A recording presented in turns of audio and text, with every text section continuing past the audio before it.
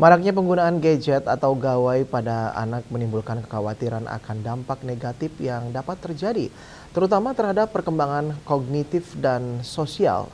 Kunci utama untuk mengatasi hal ini adalah peran aktif orang tua dalam memberikan pendampingan sekaligus menjadi panutan dalam penggunaan perangkat gawai di rumah. Pendampingan orang tua sangat penting untuk mencegah penggunaan gadget secara berlebihan. Salah satu cara efektif adalah dengan memberikan contoh nyata kepada anak. Ketika orang tua ingin anak-anak membatasi penggunaan gadget, maka orang tua juga harus bersedia membatasi diri mereka terlebih dahulu. Psikolog Ida Ayu Pratita Sudiawan menekankan orang tua harus menjadi role model dan menerapkan aturan konsisten. Orang tua juga harus menunjukkan perilaku yang selaras dengan aturan tersebut, di mana anak cenderung meniru perilaku orang tuanya. Selain membuat aturan yang jelas, penting juga untuk menciptakan suasana rumah yang mendukung interaksi langsung antar anggota keluarga.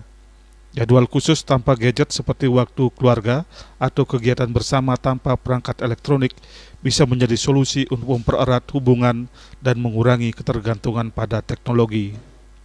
Nah, kalau misalkan gadget penggunaan yang tepat, mungkin di bawah usia 2 tahun kita bisa mengenalkan gadget dengan video call. Artinya wajah nenek yang di sana itu ternyata bisa dikopi loh di telepon gitu ya dengan melakukan video call. Untuk games dan lainnya kami tidak sarankan untuk usia 2 tahun. Nah, kemudian kalau untuk usia 3 boleh deh misalkan kita melakukan telepon panggilan seperti video call atau menonton sesuatu yang sampai selesai dengan pendampingan. Dengan catatan ketika kita menonton sesuaikan dengan bahasa ya. Jadi ketika usia 3 tahun yang kita kuatkan kan bahasa ibu. Kalau kita tinggal di Indonesia berarti bahasanya Indonesia. Jadi gunakan video-video yang berbahasa dengan bahasa ibu. Kita dampingi sambil tanya, tadi gajahnya ngapain? Tadi rusanya ngapain? Apa yang dibilang sama kelinci? Nah misalnya seperti itu ya dengan pendampingan. Nah nanti ketika usia sekolah boleh deh penggunaan gadget kita batasi sesuai dengan kondisi di sekolahnya. Dengan catatan ada progres yang kita dapatkan ketika dia penggunaan gadget untuk usia sekolah. Tapi kalau di bawah usia sekolah, alangkah baiknya gadgetnya terjadwal ya. Jadi paling nggak maksimal itu 2 jam dalam satu hari, bukan 2 jam sekali main, tapi kita cicil ya setengah jam, 1 jam dalam satu hari, bukan dalam sekali main. Nah kemudian kita ada pendampingan, dia punya insight terkait apa yang dia buka di gadget. Kalau bisa buka gadgetnya bareng-bareng sama orang tua untuk pengenalan sesuatu gitu ya, boleh buka YouTube, tapi mamahnya juga ada di situ. Oh mau lihat zoo misalnya gitu ya, atau kebun binatang, mamahnya ada di situ. Oh ini gajah, ini. Oh ternyata gajah yang di YouTube itu berbeda loh, ternyata dengan gajah yang real. Nah seperti itu kita diskusikan. Untuk penggunaan gadget itu saya rasa masih aman kok. Kalau untuk menghindari anak supaya tidak melakukan gadget berlebihan, orang tua pun harus membatasi diri dengan gadget. Jadi harus modeling kepada anak ya, misalnya kalau ada peraturan di rumah, oh jam makan itu tidak boleh pakai gadget.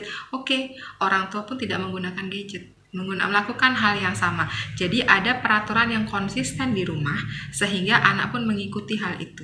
Nah kadang-kadang kan kita yang berdalih ya orang tua, gimanain men kalau misalkan dia nggak mau makan ya udah kita kasih gadget sehingga dia mau makan. Jadi anak tidak fokus pada makannya tapi fokus pada gadgetnya sehingga makannya jadi lama, tidak fokus pada mengunyah, akhirnya munculnya apa? Picky eater gitu ya, GTM dan segala macam. Jadi banyak gangguan sebenarnya yang berpusat pada gadget. Jadi selain membatasi kondisi anak, orang tua pun harus konsisten dalam perlakuannya kepada gadget tadi sendiri ya. Dengan menjadi teladan dalam penggunaan gadget, orang tua membantu anak membentuk kebiasaan digital yang sehat dan memperkuat kedekatan emosional dalam keluarga. Perubahan kecil di lingkungan rumah jika dilakukan secara konsisten dapat memberikan dampak besar terhadap tumbuh kembang anak. Bunga Widrayani, Bali TV.